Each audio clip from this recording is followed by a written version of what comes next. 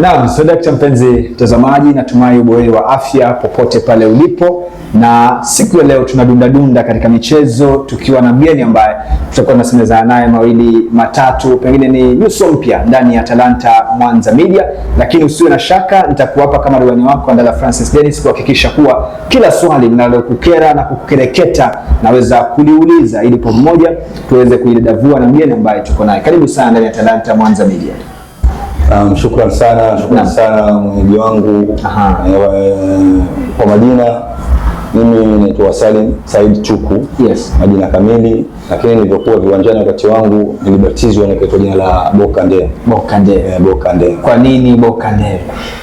Kwa sababu ya ule uweledi. Kuna jamaa mmoja ni professional wa Senegal wakijita Jules Bokande. Kulikuwa na makala ya African Cup of Nations, nafikiria kama sikosei kwa mwaka 92.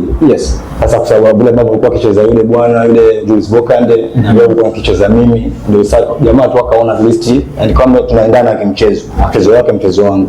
Ni mashabiki wakatunga jina hilo. Umetaja mwaka wa 92, mwaka 1992.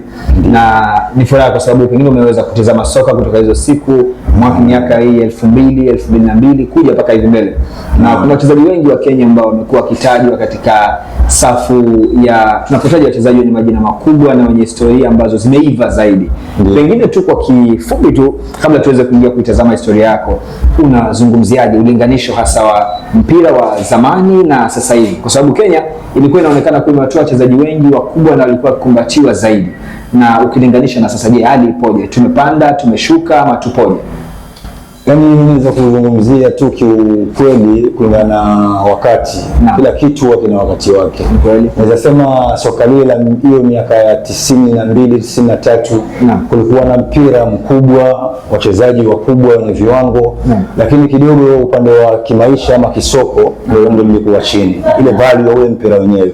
Lakini kwa wachezaji, yani mtu akicheza kama timu ya taifa ni kama anachezea timu ya babake kwa sababu ule uzalendo na ile kujitolea. Yani kwa ile biashara ilikuwa inaikuwa nyuma, lakini mchezaji anakufia kwa jasho na damu kuhakikisha timu yake labda taifa anaiuplift ama yeye mwenyewe kibinafsi. Lakini ukicompare na this time ambapo kidogo mpira sio ati ni mbaya hivyo, lakini kiviwango havijafikia katika viwango vya miaka nyuma, lakini isipokuwa tu kiupande wa finance naweza sema maisha ya kisaizi pesa iko juu, lakini mpira uko wastani. Wastani mpira. Nitatumia jina Bokande ili nitatumia katika jukwaa letu la siku leo.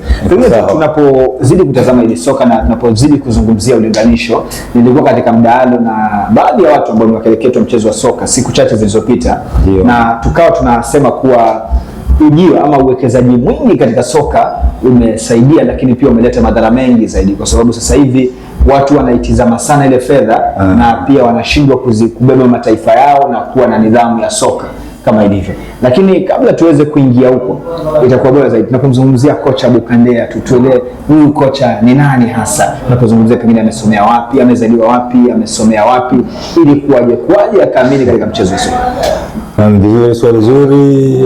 Ni Bokande ama Salim Said Chuku. Ni mzaliwa wa Ngombeni katika kijiji cha Benyenye. Na nimesomea shule yangu ya msingi ya kwanza, ilikuwa shule ya msingi ya Zibani. Kutokea darasa la kwanza mpaka la 8. Lakini kwa bahati mbaya mambo ya masomo pia kuna kufaulu na kuna pia kutofaulu. Sikufanya vizuri, nilifanya mtihani wangu wa kwanza KCPE mwaka 95. Lakini sikufanya vizuri. Sasa ikabidi wazazi wakanishauri kwamba ni at least nihamie katika shule nyingine ambayo pia ni upande wa mama yangu. Mimi ni wa Simba Golini. Simba Golini na pia kwa alioleka Simba. Kaniambia, bwana mwanangu, nataka at least kama umefanya vibaya kule ubadilishe mazingira huko, ujaribu hata kama ni class cha 7 ujiangalie tena kama pengine labda kule first time ulikuwa ni bahati mbaya. Na sababu nilikuwa ni mdogo, kabidi nikakubali matakwa ya mzazi wangu ambaye sasa ni marehemu, Mwenyezi Mungu amstiri. Mamangu Kutani Hassan Zoli. Karejelea kule Mwambunga Primary School iko katika Simba Golini Ward. Class cha 7 ilikuwa mwaka 96. Nikafanya 96 7, alafu 1997 nikafanya KCPE yangu ya pili, darasa la 8 Mwambunga Primary. Sasa pale ndio nikafanya pia vizuri, lakini nikapata shule, nikaitwa shule ya upili Machakos. Kwa sababu ya kidogo uwezo wa wazazi na kifedha Sasa ilikuwa pia kwa sababu ya taaluma yangu kidogo na najisaidia kiupande wa talent. Kuna mwalimu mmoja marehemu pia sasa hivi Mr. Zani Ali Mzingu pia marehemu, ampatie kitabu chake kwa mkono wa kulia, alikuwa ako hapa shule ya upili ya wao. Sasa nilivyokuwa mimi niko katika zile ball games za primary, yakawa ananifuatilia. Sasa nilipofika ile 8 akaniambia kama utafanya vizuri tafadhali Bokande, kama utapata shule, lakini kwa mimi singe. Kwa hiyo kipindi hicho tayari ukicheza soka la shule ya msingi ilikuwa tayari ushapatiwa jina la Bokande. La Bokande jina lilipatiwa mwaka 92. Mwaka 92. Okay. Kitabu nimalizie, nimekwambia pepa la kwanza KCP 95. Yes. Alafu pepa la pili nikarejelea 96 97. Sasa tayari itakuwa nipo ni ile jina nikaanza kulikuza na sasa kiupande hizo game za primary pia nikawahi pia kushiriki katika hizo game za primary. Viwango vyangu cha kwanza ambacho nilifikia katika taaluma yangu nilifikia katika provincial level, ambayo miaka hiyo ilikuwa ni Makande na Mombasa County. Niliwahi kufika katika provincial level nilipokuwa class cha 7. Okay.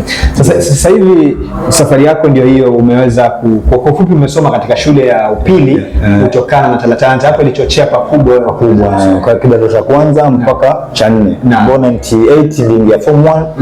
2001 kamalizia form 4 wa high school. Okay. Kutoruo hii talanta. Baada ya kumaliza hapo, tunapozungumzia uendelezaji wa talanta yako ilikuwaje? Mimi wakati pia niko high school nilivyokuwa kidato cha pili mwaka 99. Wakati huo bado sijapata kitambulisho cha kitaifa, lakini ilibidi kuna patron mmoja ambaye alikuwa kuna klabu ya Steelmakers Limited ya Mazeras. Sasa hiyo ilikuwa ndio timu ya kwanza ya cheza katika FKF. Kitambulisho kwa ni KFF. Alikuwa ni National Super League. Kwa ni moja hiyo miaka. Kwa zida gani kama sasa. Okay. Sasa yeye alivutiwa pia na viwango vyangu na akawahi kuja mpaka pale shule yangu ya upili hapo akaongea na principal wangu kwamba huyu kijana apart from kuwa ni mwanafunzi lakini mimi nitapendelea at least ya balance pia, sababu huwezi kujua asome, lakini pia wakati mwingine kama nitamhitaji kama kuna hizi game za FKF kama KFF pia nitampata. Kwa mimi nikacheza katika FKF leagues nikiwa niko form 2 na hiyo klabu ya Steelmakers bila kitambulisho, kwa na pia na tu ile school identity ile. Kwa hiyo klabu yangu ya kwanza kuichezea ya ligi ilikuwa Steelmakers Limited ya Mazera. Okay. Ndio. Mpenzi mtazamaji, basi huyu ni coach Bukande ambaye tuko naye, tumekaa naye katika dawati hili la spoti ili tukiweza tu kuangalia je, ni kipi ambacho safari yake imekuaje na imekuaje. Ukiwa uko kidato cha pili, wewe ndio huyu tayari umeweza kufanikiwa kucheza tayari katika ligi ambayo ilikuwa na utashi, ligi ya kuvutia. Pengine baada ya kumaliza ilikuwaje? Alafu baada ya hapo uweze kunieleza kwa sasa hivi unatumikia klabu gani kama mkufunzi? Ndio, wakati still bado nikisoma high school na nikicheza hiyo ligi na klabu ya Steelmakers. Nilimanage pia katika wakati wangu wa shule ya upili hiyo miaka 4 kuisaidia shule yangu pia katika zile international inter-schools ball games. Na wa high miaka hiyo ya nyuma nikiwa form 2 niliwahi kufikisha shule yangu ya upili katika national level ambazo zilichezewa Machakos. Wa high tuliwahi kufika nikiwa mimi pia niko miongoni mwa wachezaji. Ni kama ulikuwa na sadfa kubwa kule Machakos kwa sababu ulipata shule ya Machakos unaweza kwenda na pia unajipata umeenda katika kiwango cha kitaifa kupeleka shule yako na nikapeleka shule yangu ya upili ya wao. Alafu mwaka mmoja ukafuatia ikakuwa ni mwaka 2000 nikakuwa niko form 3 hapo. Pia nikasaidia pia kufikisha hiyo school team yangu wa high katika national ball games ambazo pia zilichezewa Kipchoge Keino Stadium kule Uasin Gishu district Eldoret. Nikiwa form 3. Okay. Ndio. Sasa hivi wewe ndio umemaliza form 4. Nimemaliza mwaka wangu wa kumalizia form 4 ni 2001 nikatoka. Sasa scoutiwa na vilabu vingi tofauti baada ya pale, sababu kwa bado ni kijana mdogo lakini uzoefu mkubwa. Nikawahi kuchezea klabu baada ya Steelmakers, timu yangu nyingine ambayo ikafuatia nikaitwa na klabu ya Congo United chini ya Dhamini wakati huo marehemu saizi wale ma brothers ya MA na AO Yusuf ambaye alikuwa na zile godown zake kule upande wa Jomvu. Lakini klabu ilikuwa base yake ilikuwa hapa Hamisi Secondary School Chuda pale. Na kwa pia miaka hiyo inachezea katika Super League Congo United. Kwa hiyo niliwahi kuchezea wakati huo kama miaka kama 3. Kawaida za changamoto mchezaji huo hawezi kuketi katika timu moja kwa muda mrefu. Hata sababu moja ama nyingine. Baada ya pale pia nikatoka nikaenda na klabu nyingine ya pale Jomvu za Kimu hapo kwa Mataa. Mtu wa Pwani ya Gunners. Iko Jomvu hiyo pia ilikuwa Super League. Nikacheza kama miaka 3 pia. After hapo pia nikatoka kwa sababu ya naweza sema pia kuna pengine mkufunzi akikuja, kuna wengine wanakuja na tabia yake mfumo ili kubadilisha. Ikabidi nikatoka pale pia nikaja na klabu moja ambayo ilikuwa inasponsiwa na kampuni moja ya mabasi inaitwa Modern Coast, lakini kipindi hicho ilikuwa ikiitwa Magongo Rangers. Iko pale pale sehemu za Magongo hapo Wayani hapo. Nikachezea pia kama miaka 4 hiyo. Pia nikatoka katika zile timu zangu za vilabu sasa. Katoka pale na Rangers. Alafu kuna timu nyingine kwa kiitwa Basma Plaza pia ilikuwa pia iko town hapo center. Kacheza pia katika ligi pia kama hiyo, lakini kwa sababu ya timu mara nyingi hiyo ni finance. Finance labda upate dhamana wa kisasa, lakini kama hizi pesa za pengine Harambee nini kuchukua hatua inakuwa kidogo ni kazi kubwa. Naomba ushikilie hapo kwa masuala ya mdhamini na masuala ya fedha na tuweze kuruka mbele kidogo kisha tutarejea. Sasa hivi tuko na vilabu, tuko na Denmark, tuko na Mbani Stars, tuko na Rwafa, tuko na Waizata, tuko na SSSR, tuko na Kombani Youth, tuko na Kwale United. Vilabu vingi zaidi ambavyo sasa hivi vimeweza kujitokeza na vinashiriki ligi ya FKF viwango tofauti kuanzia Div 1, Div 2, FK NSL zile na ligi zingine nyingi zaidi. Na hilo swala la fedha limekuwa donda sugu, lakini pengine ukilinganisha, nimesikia vilabu vingi ambavyo vimevitaja vingi vinatoka kaunti ya Mombasa. Congo Boys sio kinatoka Kilifi ya Mombasa kutoka Mombasa pia. Na kipindi hicho kulikuwa na timu yoyote kutoka kaunti ya Kwale ambayo pengine ilikuwa na utashi, ama wakati huo pengine ukicheza katika ile circle yako kulikuwa na wachezaji wengine kutoka Kwale ambao walicheza nao? Walikuwa tu wengi, lakini ni tofauti ni kwamba tulipata msimu wani wakati mgumu, sababu wachezaji walikuwa wazuri wengi wenye vizazi vya dhahabu, lakini hakukuwa na timu ambayo inatokea Kwale county ikiwa kuchezea katika FKF leagues. Kwa wakati wangu mimi ambao wachezaji ambao nilikuwa na huku Kwale walikuwa wacheza Mombasa, pengine wengine Kilifi, walikuwa kina Mohamed Machiponi wakati huo na kucheza pia Kongo. Goalkeeper huyu Suleiman Hamisi ni Mwasiri, aliwahi kuchukua tuzo pia goalkeeper bora makala ya 4 ya Shijadala na Kitivo. Tukakuwa pia na Juma Seif Kibonge, mchezaji wa Wapa Tiwi, aliwacheza vilabu vingi tu ndani na nje pia ya Kenya. Alicheza pia Tanzania na tuko Afrika, cheza Bidco na Kenya hii Premier League, cheza Bandari. Tulikuwa pia wakati huo na kina Babuija ambaye ni coaches saizi wa Kayatiwi, coach Babuija. Tulikuwa na kina Hamisi Kafani, chezea ulinzi, chezea Bandari, chezea Sisters. Yaani na wachezaji wengine wengi, lakini sasa shida ilikuwa ndio hiyo tu kwamba vilabu ni vya ligi katika Kwale. Na pengine unahisi tatizo lilikuwa ni miundombinu, fedha, ama ilikuwa nini? Nini kilikuwa kinachangia kaunti ya Kwale kukosa lazima la kuwa na klabu angalau moja ambayo inacheza NSL? Hiyo naweza sema pia ilichangia hiyo miundombinu, ama pia ile tuseme ghera ama ile moyo, kuwa na moyo wa kuwekeza. Yaani kila mmoja kidogo labda nafikiria labda kwa timu pengine labda nitaspendi pengine mimi kupita kiasi, labda unajua watu mara nyingi huko mtaani ambao wanafanya makosa makubwa huwa wanataka labda tournament kama hivi labda tu ya kupangwa ikiisha, akijua wazi at the end of the day pengine pale kutakuwa na mshindi aidha milioni 2. Sasa ana ile tamaa extra kwamba ambao ni ligi ni FKF ya maisha, anaona saa yote jibu home na spendi, anaenda away ana spendi. Sasa hakuna kitu ambacho yeye anaona ana benefit. Na pia tuweze kujaribu kutafuta uhalisia kidogo. Unahisi kuwekeza katika mpira ni biashara ambayo kwa mwekezaji, nataka tumuzie mwekezaji, huyu ni mwekezaji anataka kuwekeza katika mchezo wa soka, unahisi ni biashara sahihi ama inahitaji mtu awe na moyo? Kwa sababu kulikuwa na mdahalo mwaka jana kama itakuwa sijakosea, ndio kwamba kiwango ambacho yule mshindi wa ligi anakishinda kilikuwa hakipiti kabla ya kuja SportPesa, kabla ilikuwa hakifiki shilingi milioni 10. Na ukiangalia expenses ambazo hizi timu wanazotumia, kwa mfano kama NSL kwa kiwango cha bajeti, kuna wakati SSD washaweka wazi kuwa wanahitaji zaidi ya shilingi karibu 2.5 laki 3 katika safari moja tu kwenda katika mechi za away.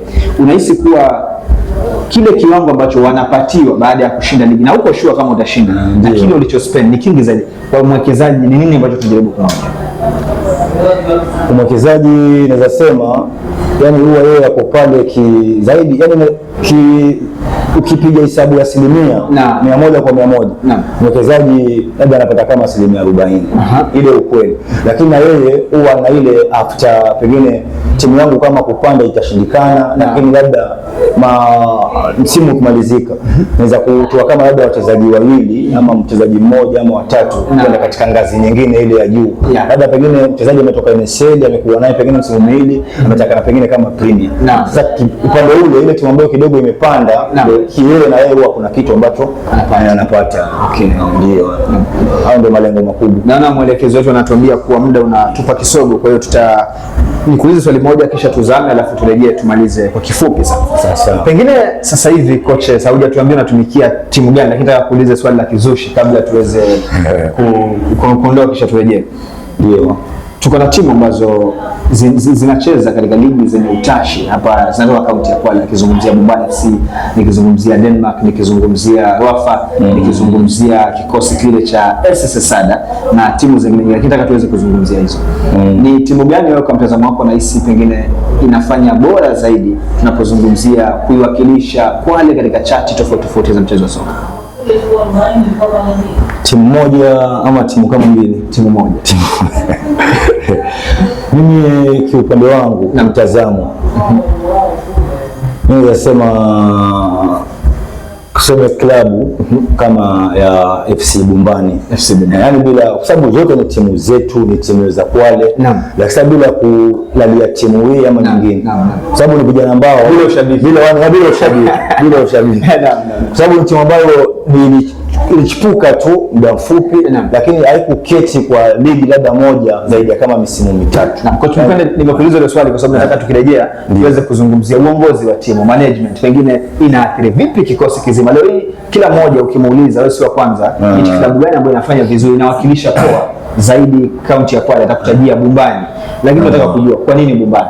Kwa sababu hatujaisikia skendo za kimikakati katika swala zima la benchi lao la kiufundi. Kwa hiyo niruhusu tuweze kuzama kisha tukirejea tutakuwa tunaanzia hapo. Mpenzi mtazamaji, basi niko naye coach Bukande, tunasemezana katika dawati hili la michezo ili tuweze kujua kaunti ya Kwale michezo ipoje, pengine watu wanateleza wapi, ni kipi ambacho hakifanyi sawa na nini kinachangia hasa baadhi ya timu kuteteleka. Nazama kisha narejea, acha nipate tama la maji. Ninafahamika kama Ndala Francis Dennis, kwenye bomba niko naye coach Bukande. Kwa hiyo usipotee, tulia hapo ulipo, pata tama la maji kisha endelea nami nitakaporejea.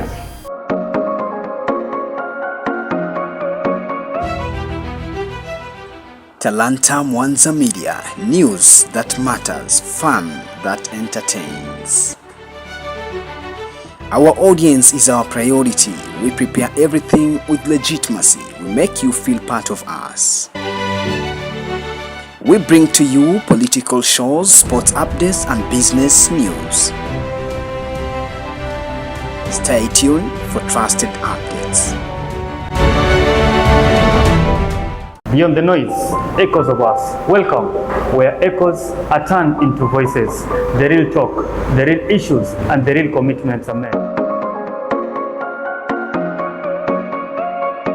Naam, karibu tena mpenzi mtazamaji, mpenda soka, mpenda spoti, mpenda danadana na dundadunda za mchezo wa soka. Tuko naye katika awamu hii ya pili coach Bukande ambaye tunasemezana naye mawili matatu ili tuweze kujua kipi kinafanyika katika mchezo wa soka. Wakati tukizama tulikuwa tumeweza kujadili ni kati ya vilabu ambavyo tuko navyo katika kaunti ya Kwale ni kipi ambacho kinapeana uwakilishi mzuri wa kaunti ya Kwale katika ligi tofauti ambazo wanaweza kushiriki kule katika FKF. Coach Bukande, naam, unaweza kutaja Bumbani Stars? Nataka tuweze kuangalia ni kwa nini unahisi kuwa Bumbani Stars imekuwa ikifanya vizuri zaidi na imekuwa ikisafiri, kwa sababu ni mara moja pekee tumeona Bumbani ikiweza kuitisha support ama msaada kutoka kwa mashabiki wake na watu walijitokeza pakubwa. Kuna vilabu ambavyo vinaitisha msaada na watu wanajikokota sana katika kusaidia. Mbona Bumbani iliweza kukumbatiwa na watu wengi na kusaidiwa kwa haraka zaidi?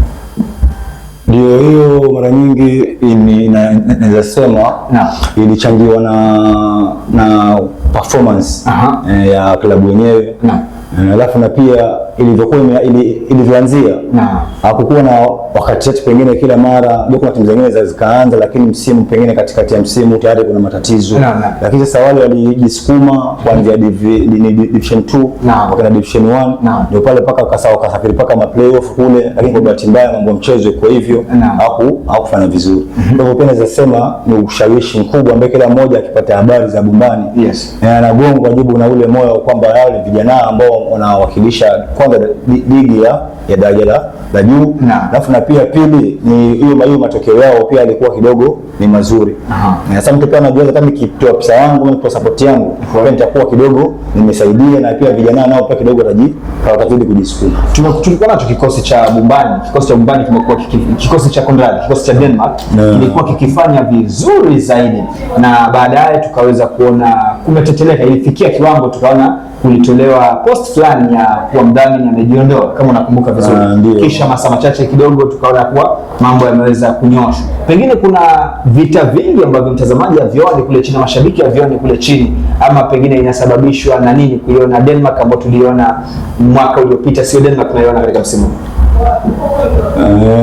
Mimi kidogo kiupande wangu wa uchambuzi na uzoefu wangu mchache ambao niko nao. Kwanza ilikuwa Denmark pia wakati wa kuingia ligi ilikuwa kama ni fresh blood, yani ni wachanga katika ligi, ingawaje wachezaji walikuwa tayari ni wakubwa wameshacheza ligi tofauti. Na alafu kulikuwa na mapenzi ndio katika timu pia, inaweza kuwa kuna pesa, kuna udhamini, lakini hakuna yale mapenzi ya wachezaji na bodi ya management.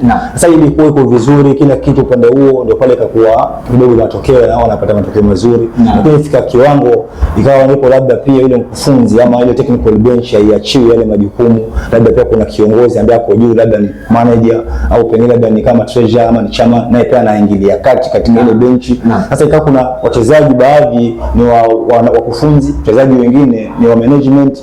Sasa kidogo ikiingia hiyo tu tayari wa kupata matokeo timu. Na pengine nataka tuweze kupiga darubini katika michezo ambayo inafanyika katika mataifa ya ughaibuni. Ndio mara nyingi utamwona kuna mchezaji fulani ako na kiburi zaidi. Mimi napenda kutumia Vinicius Junior na maplayer wengine wengi kama kuna Garnacho pia wakiwa Manchester United. Ilikuwa inaonekana wazi kwamba kuna wakati wanakosa nidhamu kwa mkufunzi kwa sababu wao walikuja katika ile timu kutokana na utashi wa mtu mkubwa katika ile club. Pengine unahisi kuwa uwepo wa pesa na udhamini mwingi pia saa zingine uende ukachochea kutosimama kwa timu? Hiyo inawezekana kwa sababu inatakana, yani mchezaji mara nyingi ni mtu kama ni mtoto. Mchezaji mpira yoyote, yani vile ambavyo utamchukua na yeye pia atakupeleka. Yani wakuwe tu waone wakati labda fulani timu yetu iko na changamoto, haina fedha, mchezaji atakutolea yote, yani atajitolea 100% yote. Na akija akipata tu tayari kuna pengine timu imesaidika upande mmoja au mwingine, alafu hakuna ule transparency baina management na wachezaji, basi pale hata kama tutafanya mazoezi mara 3 kwa kutwa asubuhi saa 6 jioni, lakini kupata matokeo itakuwa ngumu. Kwa hivyo pesa inaweza kufanya timu, kwa sababu rembo mtaangalia wachezaji ikapata matokeo mazuri, ikapanda, naweza kuwa hamna kitu la mnajikokota, lakini kwa sababu ule uwazi mchezaji pia akaona hata kidogo hapa. Mfano mzuri naweza kuchukulia kuna wakati wa nyuma, ndio kwa ufupi tu, kwa mchezaji wa Kwale ambaye alituheshimisha Doja Nyamawi, ambaye kwa majina ya viwanjani anaitwa Lampard, aliwahi kuchezea NSL Asad msimu huo hapo ya nyuma. Timu ilikuwa vile iko na shida, ina pesa mara haina pesa kidogo, wachezaji allowance ni ya chini, lakini pia mchezaji kwa gozi zake.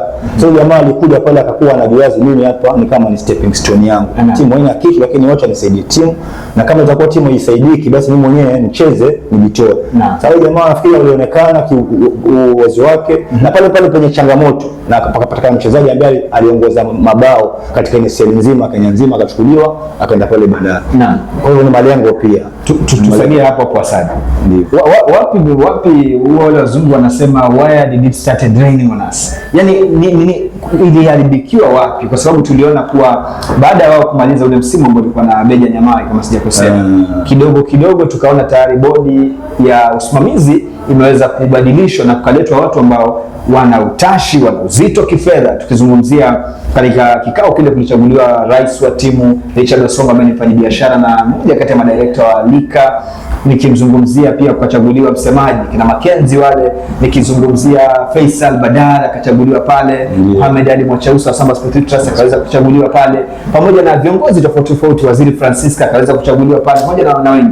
Lakini msimu huo ndio tukaona klabu ile inazama. Pengine shida ilitokea wapi?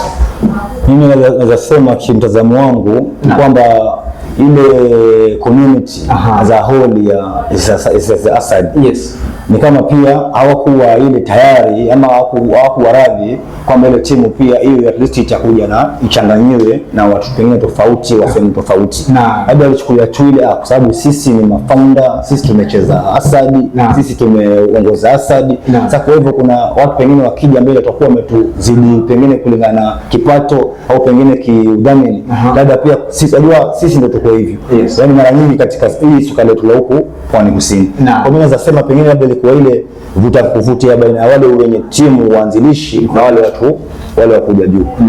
Kwa sababu ukiweka Asad mezani leo na uweke Mbubani mezani leo na zote ziitishe msaada, Mbubani itasaidiwa kwa haraka zaidi. Ina maana kuna mimi nimehudhuria game nyingi zaidi za SSR ya Shogun nikaweza kuziangalia, na hadi leo hii tukizungumzia Asad tuliona pia uwakilishi wa Asad ulikuwa katika ligi ya Betika kama sijakosea, nikaweza kufika finali, ikaonyesha mchezo pia wa kupendeza japo hawakuchukua kile kikombe.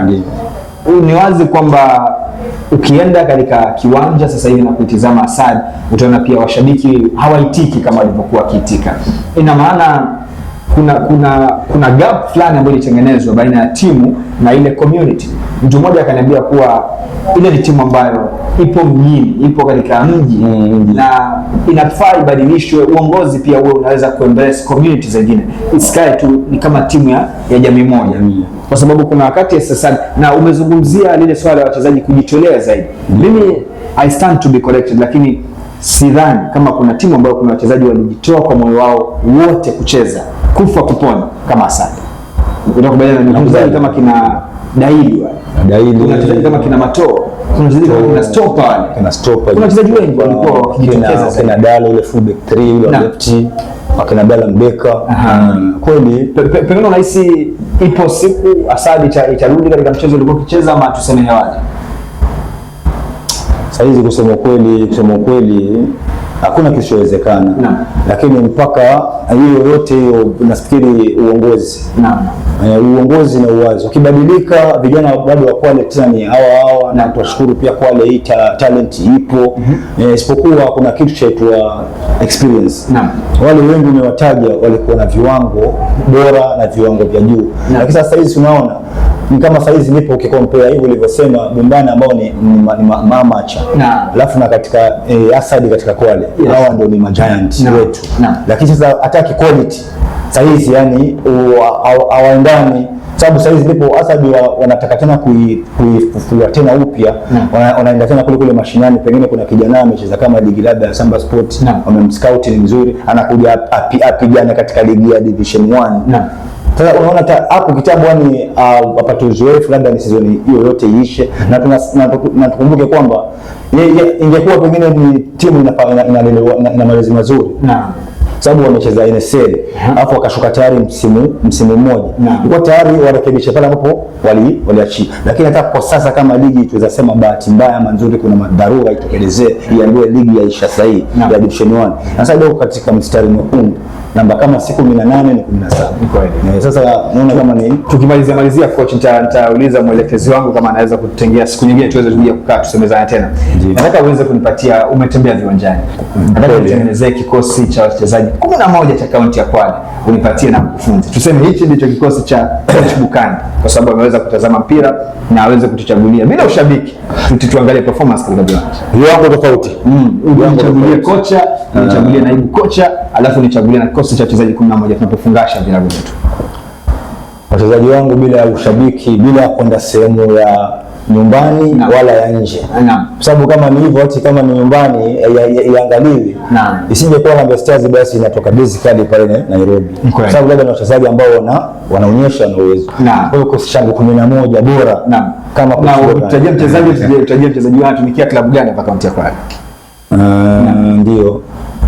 Wengine si washawaicheza vilabu, labda kuna wengine sasa hizi ni wachezaji wako huru. Mbona sasa kuna wachezaji wengine wako huru, kuna wengine wako kwa ligi. Tupe list yako. List yangu namba 1 daima kwangu daima atabakia Suleiman Hamisi Mwasiri. Aliwahi kuchezea Congo United, akachezea ni Shabana, Kisii, na mwaka juzi amekuja akawa goalkeeper wa Denmark pia akamsajili. Nyumbani ni Ng'ombeni, Suleiman Hamisi Mwasiri. Na pia akaitwa nia la utani kwa Lewani.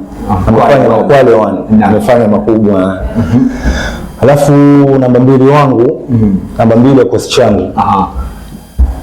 Mimi naweza sema nitampatia namba 2, nitampatia Mwinyi Ngurumo. Ile jina silo ngeni. Anachezea Denmark FC. Denmark. Division 2. Namba 3 wangu mimi ni Adala Hamisi Dalo ama Fatuen Daili Jokens. Daili. Mmoja kati yao na mmoja kae bench. Mmoja aanze. Kama ni kuanza anaweza anza Dalo. Sababu kidogo labda jeraha ama pengine chochote kitokea anakuja Daili. Central defense. Central defense yangu mabeki pacha. 4-5. Namba 4 kwangu anacheza Dala Mwamatata ama Terry. Ni wachezea waanzilishi wa timu ya Asad za miaka Terry. Cheza paka na kitivu katika ile gari Dala akachukua hiyo milioni 1.5. Makala ya 4. Kocha wake atacheza Mtengo. Mtengo anacheza Asad kwa saizi kwa Denmark. Mbele yao namba 5. Yeye anapiga 5. Kama vile wakati nikicheza mimi. Sasa pia wamepitia kwangu. Namba 6 hao hapo mbele yao DM atacheza Masudi Omari Magaba. Magaba pia si jina gani? Amecheza Asad akachezea Denmark juzi. Nafikiri katika hiyo mambo management ndio kidogo labda sababu moja ama nyingine saizi yako ame step down. Lakini bado anacheza. Offensive right. Namba 7 yangu Zakaria Hassan Mwakisua. Namba 7. Cheza Asadi, amecheza Chiko Matuga, amecheza Coast Stima na vilabu vingine. Attacking midfield yangu sasa pale namba 8. Namba 8 yangu ni Hamisi Hasani Mwawalu ama jina la viwanjani anaitwa Sajo. Mani wa Kwale lakini katika kikosi changu 11. Yeye anacheza Bandari katika Premier League. Spear head attack juu hapo mapacha 19. 19 anacheza Adala Ahmadi Mbeka ambaye amefanya makubwa kwa ile county, zile boli za counties za Kenya nzima na wao pia kushinda showground hapo na Isiolo tia bao 2. Anacheza Asad, amekwenda Mombasa United anacheza hapo Spearhead. Pacha wake Athman Bori ako Ruafa, amecheza Bandari, amekwenda Tusker, saizi yako Ruafa Division 2 Sambweni. Afisa ni pole offensive left ambaye anafunga 11 bora. Kwangu mimi namalizana na mchezaji Ali Moperu ambaye saizi yako na Bumbani. Hicho ndio kikosi changu 11 bora ambacho labda ningeamua nichague na kuna tournament ama kuna ligi na safiri na hicho. Kocha wa hicho kikosi sasa sikio alipiti kichwa daima. Vita kichwa ni ukoma Ali Marum Mwachaunga. Patia kikosi kizima. Asante sana. Shukrani mtazamaji, basi huyu ni coach Bukande ambaye tumeweza kusemezana naye na natumai mwelekezi wetu atakuwa anatupatia siku nyingine ili tuweze kumega mkate huu wa sport, tuweze kusemezana zaidi. Asante sana mpenzi mtazamaji, tunapozama tuseme shukrani sana kwa kila mmoja aliweza kufanikisha upeperushwaji wa kipindi hiki, nikimzungumzia Steven Chigamba na kikosi kizima cha Talanta Mwanza Media. Hili ni jukwaa la spoti na mie ni Ndala Francis Dennis. Shukrani sana.